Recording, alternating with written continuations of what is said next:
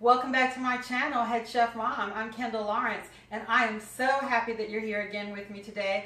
And today I want to show you a lovely recipe for how to cook a pork shoulder. And more specifically, I want to cook this pork shoulder Puerto Rican style. I want to do a pernil or a pernil. So come on in and let's take a look at our ingredients. I'm sure you're going to love this. So here are the ingredients for our Puerto Rican style pork shoulder.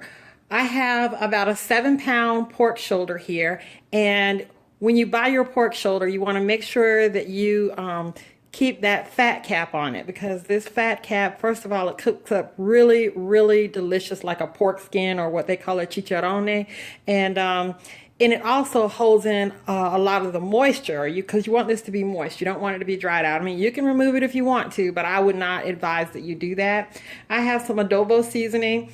I have some packages of sazon. I have some black pepper. I have 1 whole head of garlic. I have some salt. I have some dried oregano. I have some olive oil, and I have some apple cider vinegar. So let's go ahead and start putting this together. Okay, so let's go ahead and put this together. Let me tell you what I've done so far. So here I told you about the fat cap and that you shouldn't remove it, but I did put some slits in the fat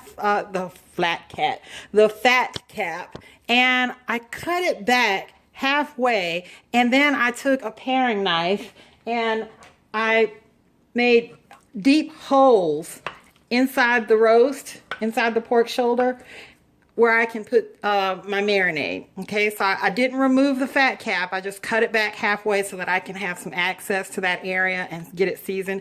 And I put some slits in it. And I also did the same thing. I took my paring knife and I made deep holes inside the meat where I can put my marinade.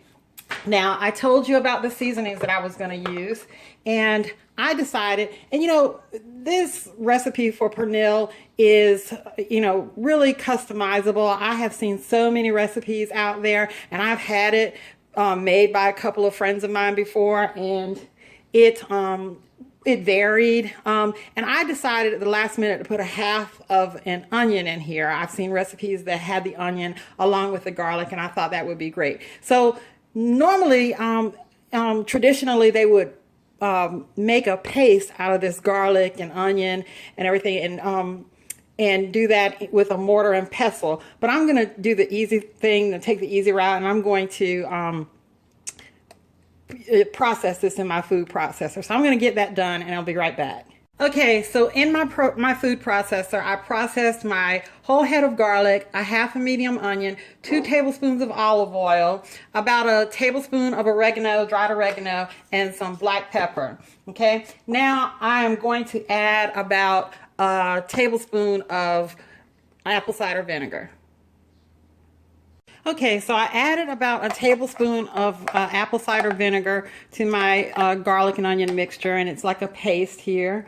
And before I apply this inside the slits that I made, I am going to season on all sides my roast with 2 packages of sazon Goya and adobo.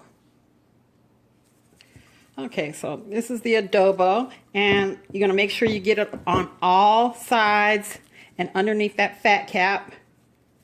Okay, now I'm going to add the sazon. Okay, so I'm getting my sazon all over on all sides. You want to make sure that this is seasoned everywhere. And then just kind of take your hands, and I'm going to pick up all this stuff on the bottom of the pan, and I'm going to rub it all in and get it in there really well. Okay, so I've gotten my seasonings in, and now I'm going to work in my paste, and I'm just going to go to all those slits that I made, and I'm going to fill up each one of those slits until I have inserted this paste inside the entire roast.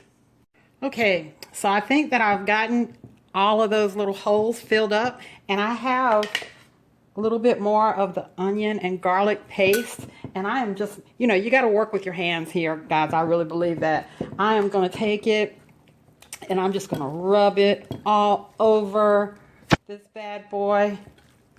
And after I get all of this rubbed all over, and I'm going to make sure it's all worked in those holes that I made, I am going to cover this very tightly with some aluminum foil, and I'm going to put it in the refrigerator for 24 to 48 hours. Probably be like 24 for me. It depends on what I got going on tomorrow. But the longer, the better. So I'll see you back tomorrow. Bye-bye.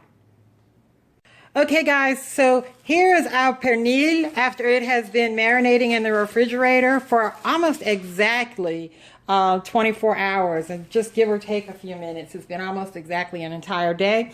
I have let it sit here and let it get to room temperature. I have my oven preheated to 350 degrees. I'm going to cover it with some foil tightly, and I am going to put it in the oven on 350 for 4 hours. Then I'm going to take it out, uncover it, and let it go for another hour, and we should be good to go as long as it's 150 degrees temperature inside when I measure with the thermometer. Okay, I'll be back with you in a few hours. Okay, guys, my roast has been out of the oven for some time now. I have taken it out of the oven and have gone grocery shopping and gone to see Transformers and all that kind of stuff. It was awesome. Go see it. Hey, this roast, it's beautiful, right? Let's get a close up. All right. Let's take a little taste. All I'm going to do is, I'm not going to put it on a plate or anything like that. This is beautiful. I'm going to get a little bit of that nice stuff down there.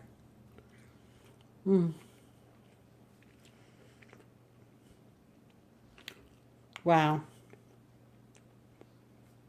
This roast has been infused with so much goodness, and it is so moist. This pernil, or Puerto Rican style pork shoulder, is the bomb, guys. The bomb. Go do it. Comment, like, subscribe, share, and go feed your family. I love you guys. You can see my sandals in the background there. Okay. Bye-bye.